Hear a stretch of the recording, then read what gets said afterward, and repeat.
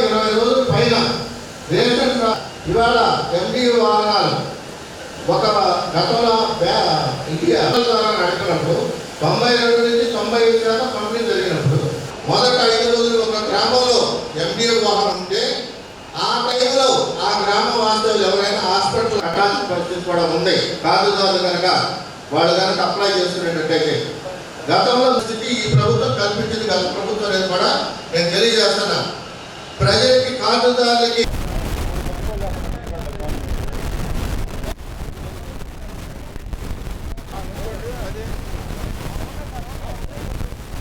లీలా Madhava ration డీలర్ల రాష్ట్ర అధ్యక్షుడిని.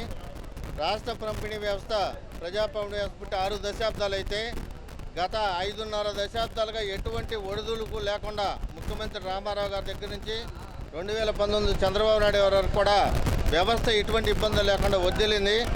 2019 నుంచి 24 వరకు గత వైసీపీ ప్రభుత్వం డీలర్ల వ్యవస్థ నిర్వీర్యం చేసి మాకు సమాంతరంగా ఎండి వ్యవస్థను తీసుకొచ్చి మా వ్యవస్థను నిర్మూలించాలని చూస్తే మేము కేంద్ర ప్రభుత్వ వ్యవస్థ కాబట్టి కేంద్ర ప్రభుత్వ నాయకుల దగ్గరికి వెళ్ళి మా వ్యవస్థను నిలబెట్టుకోగలిగాం.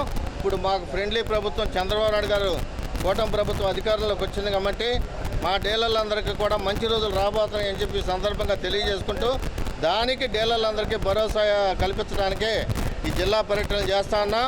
ముఖ్యంగా మా యొక్క సమస్యల మీద గౌరవ చంద్రబాబు నాయుడు గారు కూటమి మేనిఫెస్టోలో మాకు న్యాయం చేస్తామని పెట్టడం జరిగింది.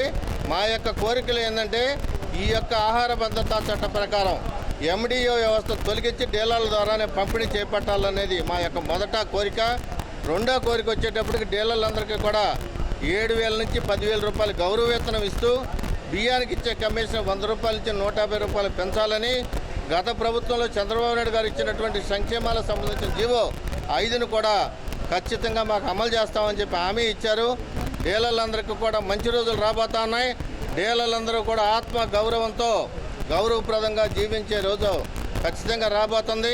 మా యొక్క గోల్ ఒకటే, గ్రామీణ ప్రాంతాల్లో ఉన్నటువంటి డీలర్లకి నెలకి ఖర్చులు బాను 18,500, పట్టణ ప్రాంతాల్లో ఉన్న డీలర్లకి 24,500 రూపాయలు మాకు ప్రభుత్వం ఆదాయం కల్పించాలని మేము కోరటం జరిగింది. గౌరవ చంద్రబాబు నాయుడు గారు కానీ కూటమిలో ఉన్నటువంటి పవన్ కళ్యాణ్ గారు కానీ పురంధేశ్వరి గారు అందరూ కూడా మా సమస్యలు తెలియజేసాం, మాకు సానుకూలంగా ఉన్నారు.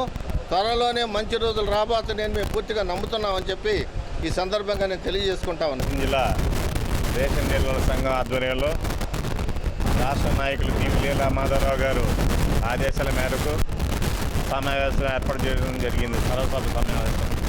ఈ సమావేశంలో ముఖ్య ఉద్దేశం ఎండిఓ వ్యవస్థని లేకుండా చేయటం, అదేవిధంగా జీతభత్యాల గురించి మాట్లాడటం, ఈ తీర్మానం కోసం మాట్లాడటం జరిగింది.